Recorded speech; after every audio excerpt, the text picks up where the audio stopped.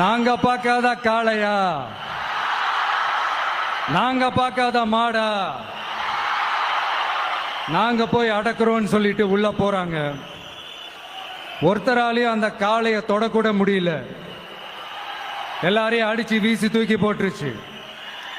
இப்ப என்னடா பண்றது அப்படின்னு பார்க்கும்போது அந்த கூட்டத்தை விலக்கிட்டு ஒரு சின்ன பையன் 2 பாக்கெட்லையும் கையை விட்டுக்கிட்டு ஸ்டைலா கெத்தா தில்லா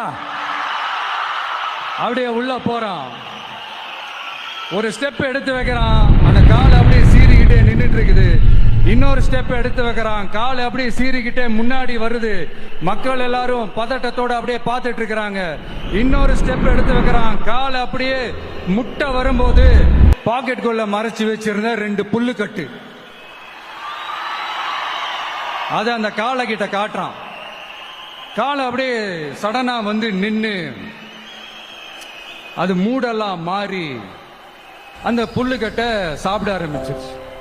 அந்த சின்ன பையனும் அந்த காளையை அப்படியே தடவிக்கிட்டு வரான். காளையும் பக்கத்துல ஒரு குழந்தை மாதிரி நடந்து வந்துகிட்டு வருது. பக்கத்துல இருந்த ஒரு வயல்வெளியில அந்த காளையை மேய விட்டுட்டு வரான். மக்கள் எல்லாரும் அந்த பையனை ஆச்சரியமா பாக்குறாங்க. அந்த அடிபட்டு கிடந்த அந்த அனுபவசாலிங்க தலைய தொங்க போட்டு நின்றுட்டு இருக்கிறாங்க. ஏன்னா பேசின பேச்சு அப்படி.